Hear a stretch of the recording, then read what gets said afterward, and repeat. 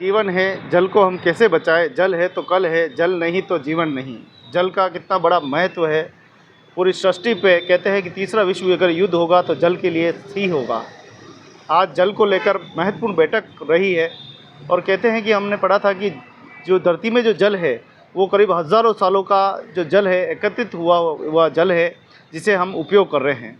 इस जल को हम कैसे बचा सकते हैं जल को, क्योंकि जल आजकल बोतलों में भी वेस्ट होने लगा है। आजकल लोग थोड़ा सा पीते हैं, उसके बाद में फेंक देते हैं। जल, भोजन जैसी चीज़ों को हमें कैसे बचाना है, ये बड़ा मुद्दा है। इसी के लिए आज डॉक्टर जिनेंद्र शास्त्री हमारे बीच में हैं, जो कि इसके पूरे सूत्रधार है और अच्छे धर्म प्रेमी भी है और प्रकृति प्रेमी भी है। उनसे थोड़ी हम बातचीत करेंगे कि आज के समय, आज जो बैठक हुई उसमें क्या मुद्दे रहे हैं, क्योंकि जल हमारी ज़िंदगी से जुड़ा सबसे बड़ा मुद्दा है।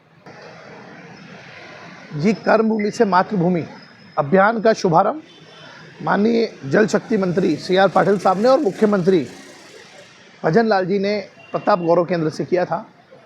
उसी के तहत जिन्होंने भी इसके लिए अपने अपने व्यय से या भामाशाहों के सहयोग से जो बोरवेल कराने की बात कही थी, जो वाटर हार्वेस्टिंग करने की बात की थी, उसकी आज एक अहम मीटिंग यहाँ टीना जी डाबी की अध्यक्षता में हुई और हम सबको भी उसमें आमंत्रित किया था। आज की मीटिंग में ये डिसाइड हुआ है कि अधिक से अधिक संख्या में बोरवेल कराया जाए और भामाशाहों को इसके लिए प्रेरित किया जाए और उनका एक वीडियो बना के उनके पास भेजा जाए, क्योंकि उदयपुर तो झीलों की नगरी है, लेकिन पास में लकड़वास आप जा सकते हैं, वहाँ आपको ड्राई मिलेगा। कुछ ऐसे गांव है आसपास में, मावली में भी, जहाँ पे आपको ड्राई मिलेगा। अभी एक बात चली थी कि एक स्कूल है, गवर्नमेंट स्कूल, जहाँ पे प्रिंसिपल मैडम ने अपने प्रयास से 2000 पेड़ तो लगाए, लेकिन वहाँ पे पानी के अभाव में वो उसको दिक्कत होती है। तो ऐसे कुछ स्थानों को चिन्हित करके मैं आपसे निवेदन करना चाहता हूँ। बहुत बड़ा खर्चा नहीं है, छोटा करेंगे तो 6000 रुपये, बड़ा करेंगे तो 40-50 हज़ार रुपये खर्चा आता है। तो हर व्यक्ति इतना से अफोर्ड कर सकता है और एक सहभागिता कर सकता है। जल बचाना भी एक पुण्य का काम है, क्योंकि जल सबसे बड़ी सेवा कही जाती है। इस देश में भोजन से भी बड़ी सेवा कुछ है तो जल सेवा है।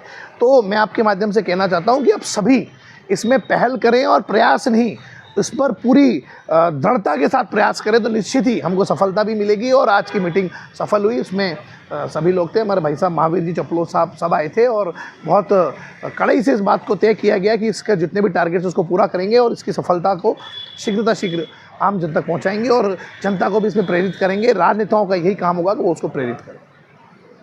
जल को बचाने की शुरुआत 16वीं शताब्दी के मध्य हुई थी। डैम बनाए गए थे, तालाब बनाए गए थे उस समय। लेकिन आज के इस युग में जल को बचाने के लिए स्कूलों में और आजकल नए जो घरों बन रहे हैं, उनको क्या आप कहना चाहेंगे? देखिए, मेरे घर में तो 2016 से वाटर हार्वेस्टिंग लगा हुआ है। मैं आपके माध्यम से कहना चाहता हूँ कि जो छत का जल है, सबसे पहले तो आप उसके लिए प्रयास करें। बहुत छोटा खर्चा आता है, 10-15 हज़ार रुपये का, आप कर सकते हैं। आपके घर के अंदर ही जो ट्यूबवेल है उसमें वो वाटर हार्वेस्टिंग का डालें। जिसके घर में बोरवेल है वो उसके अंदर जरूर डालें, क्योंकि छत का जो जल होगा वो अगर पानी अगर ज़मीन के अंदर जाएगा तो बोर रिचार्ज भी होगा, प्लस उसकी प्योरिटी भी सुधरेगी, प्लस आसपास के क्षेत्र को भी वो ठीक करेगा। तो मेरा कहना है कि जो घरों में भी जिनके भी वाटर हार्वेस्टिंग लगे वो उसको आसपास के क्षेत्रों में भी प्रेरित करे और यही हो पाएगा, क्योंकि डैम तो सरकार बना ही रही है, लेकिन इस क्षेत्र में वाटर हार्वेस्टिंग के लिए प्रत्येक व्यक्ति को इसमें आगे आना पड़ेगा। और जैसे मैंने बताया कि 2016 में मैंने मेरे घर पे लगाया था, तो समझ में आया कि मेरे घर का पहले पानी हल्का सा पीलास लेता था, सफ़ेद कपड़े पीले पीले होते थे, लेकिन वाटर हार्वेस्टिंग करने के बाद 2021 तक वो पानी एकदम सही हो गया। चूँकि सेक्टर 11, 12, 13 में इसकी बहुत समस्या है पानी की पीलासपन की, लेकिन वहाँ वाटर हार्वेस्टिंग लगाए तो उससे बहुत कुछ सुधार पाया गया। तो मैं आपके माध्यम से कहना चाहता हूँ कि आप सभी घरों में, अगर आप सार्वजनिक स्थानों पे नहीं कर सकते तो घरों में वाटर हार्वेस्टिंग लगाकर उस पानी का उपयोग जरूर करें, कि कोई नाली में नहीं जाना चाहिए।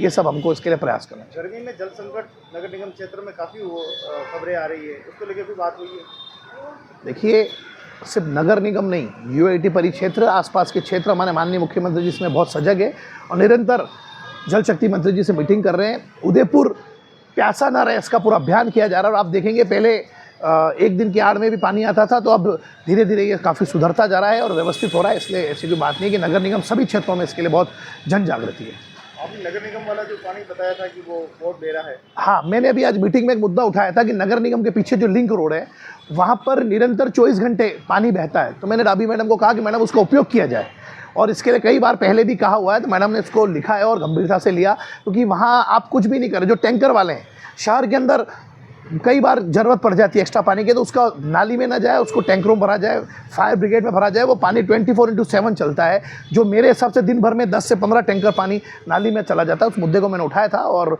उस पर सबने उस पर सहमति बनाई और उसको गंभीरता से लेने के लिए भी कहा। सदस्य हूँ उसमें, उस कर्म भूमि से मातृभूमि सदस्य डॉक्टर जिनेंद्र शास्त्री।